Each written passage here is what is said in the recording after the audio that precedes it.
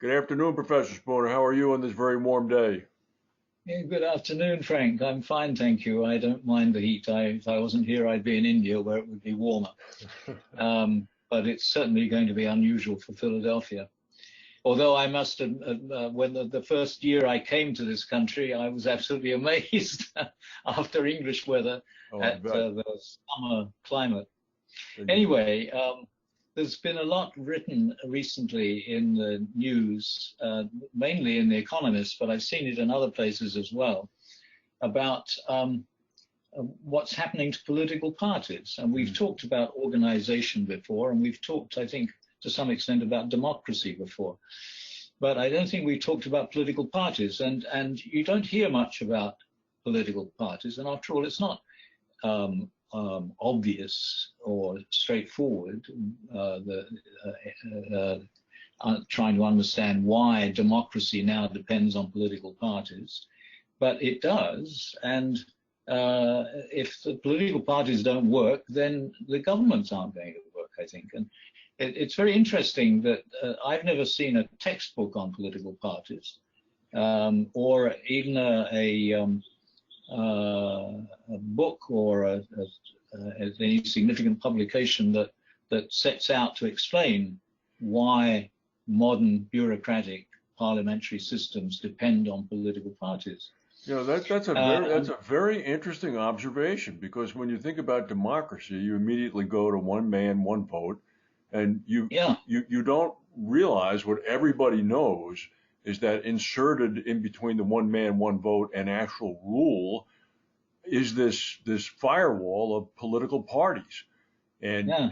you're right. If we're going as where I think you're going, they don't seem to work any longer. But please go ahead. And I mean, if you get into a discussion about the origins of democracy, of course, we go back to the Greeks. Hmm. But the Greeks had city-states, and they were relatively small, and they invited all the adult male members to an assembly and decided what to do. Hmm. They didn't invite the women, and there weren't too many people for them to have a discussion about what to do, as long as they had a leader. Hmm. And that was a problem. But the famous part of Greek history is the period when Pericles was the leader, and when he left them, they'd had problems with leadership. So I mean, there were problems with Greek democracy. But then we didn't really get back to democracy until beginning in the 17th century, I think. Yeah. Yeah. And we built on the idea of Greek democracy because education was based on Greek and Latin. Hmm. Uh, but obviously, it wasn't possible to. We had a sort of philosophy of democracy that we were all equal. Although, in fact, it took us from the 17th century until at least the middle of the 20th century to actually develop a democratic system of government in which everybody did have an equal vote. And some people would argue now that we still don't have it. But of course, there were far too many people and very different sorts of organization in the 17th century from what the Greeks had, and it wasn't at all clear how one man, one vote, before they decided to give votes to women, could actually produce a system of government. The idea of political parties seems to be quite old, but it wasn't well developed. But in the same way that the idea of nation states developed, sort of evolved gradually between the 17th and the 19th century. Hmm. The idea of political parties seems to have done as well. And as far as I can see, it was a more or less parallel development between England and America. And it began with the idea that real people were people with land, Right. Right. and they're the people who had to have a vote, not everybody. Hmm. And it was only after the Industrial Revolution that when workers started to organize themselves and make demands, that gradually the idea that everybody in the society should be treated equally developed. But it took a long time. Anyway, we now have political parties, and in England and America, England is, I don't know who first called the English Parliament the mother of parliaments, but fair description. They essentially, it's one party that believes that you should keep things the way they are, because that's a tried and true way of doing things, and one party that thinks you should try and do things better in a new way, and that's the Democrats and the Labour Party. And then, of course, in Europe, and I don't know the details of how it actually spread to Europe, but it's interesting that every country in Europe has more than two parties.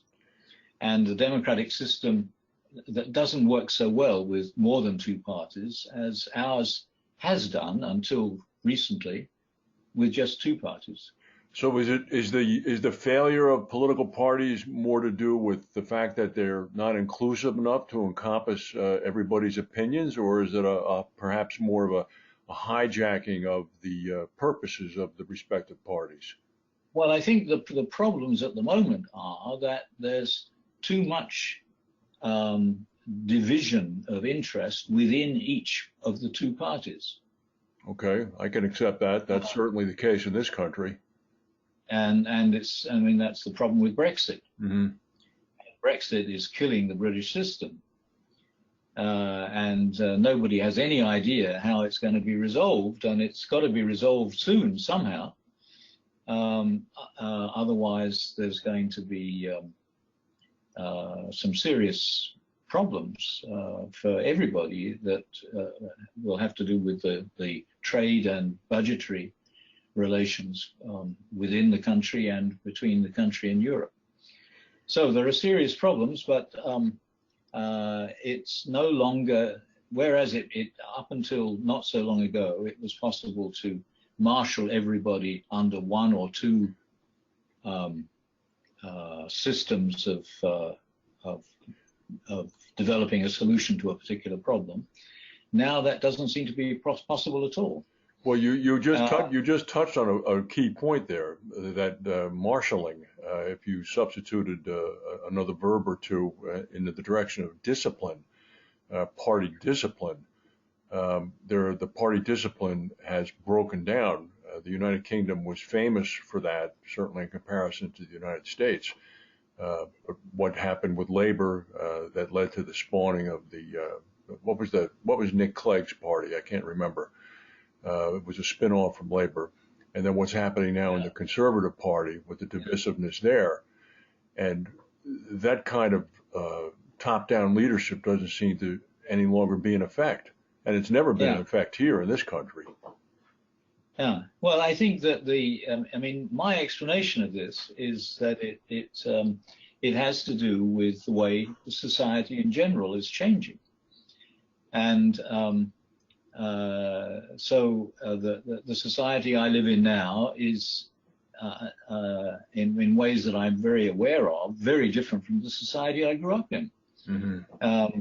Because in the society I grew up in, everybody knew where they belonged, and they behaved appropriately. And even if they had different ideas, they were what shall I say, politically aware or socially aware of how to talk about them. Mm-hmm. It's an interesting point because, for example, this group of Democrats in the House of Representatives, these women that refer to themselves as the Squad, all first-term minority elected freshman Democratic Congresspeople.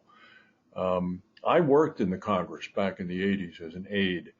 And it was unthinkable back then that a freshman representative, 5, 6, or 8 months into his or her first term, would do nothing but sit quietly and take instruction. So, and I understand what these four women are doing, and I applaud it, actually. I think it's very invigorating and refreshing. Yeah. Yeah. But it tilts the whole system. All of a Yeah. sudden, people like Nancy Pelosi and Steny Hoyer are looking for fires behind them instead of instead of fighting the fight in front of them. It causes disruption. Yeah. And I think that's what's happened with So, the conservatives in England. and I think we're moving from a situation globally in which everybody belonged to a particular community, and each community worked and managed its relationship with other communities. And now we're getting the idea of a global community, even though we don't really have one yet. And everybody, but everybody's interacting with a far larger number of people than they used to. And so they're much more aware of other opinions, other possibilities than they were before. And so there's so much more variation to be taken account of in any decision making. And so if you're keeping up with the times, it's very difficult to work within the system of organization that was developed 100 years ago or more. Mm-hmm. Mm-hmm. But the problem, of course, is that we don't have any other systems of organization. We have, and we've said this many times in our weekly discussions, we have absolutely no plans at all for a global system. And this, I think, is going to be the biggest problem in a global system. Not language or differences of cultural differences, but the problem of how do you manage differences of opinion? Well, I think the future is going to happen first, so to speak, in England and in the United States, because this inability of these institutions, of governmental institutions to function, is going to become a crashing reality if Britain leaves without a deal with the European Union. And God forbid in this country, if the Democrats are unable to coalesce around an effective candidate and the current president wins re-election. And, I think that we may be closer than we think to a time when everybody recognizes that the system is broken. And we're not even talking about the basics. The fact that I can't drive from New Jersey to Philadelphia without driving across a lunar landscape on the interstate system because the roads are in such disrepair, or the fact that it's 100 degrees out now because of climate change that's not being addressed, or the fact that Medicare and Social Security may be threatened. I mean, you can go down the list, and the point is that there's no effective response. If a country can't even maintain its transportation infrastructure, things are in bad shape. Yeah, and in England, the parallel in England to what, excuse me, sure, to what we were just saying about America is that England is aware of being losing its reputation for solid government because it can't handle Brexit. Mm-hmm. But in fact, its inability to handle Brexit shows that it's ahead of every other country, and it's in the fact that it's dealing with the problems of the expanding arenas of interaction in a globalizing society. The future is going to come there first. Very likely. So how that will affect Europe, where, of course, Italy has great difficulty in managing a government at all, and France is now having difficulty, to say nothing of Poland and various other places.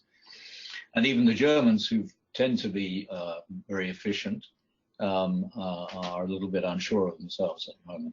Well, what you would think that almost if you looked at the species of humanity in a clinical kind of sense, that once this succession of disasters befall us, that people would would say to themselves and to each other, well, maybe it would be better if we started cooperating, and maybe it would be better if we tampened down our diverse natures and coalesced around certain key ideas that maybe gave rise to the creation of these parties to begin with. But that's a very optimistic view. I don't see that happening.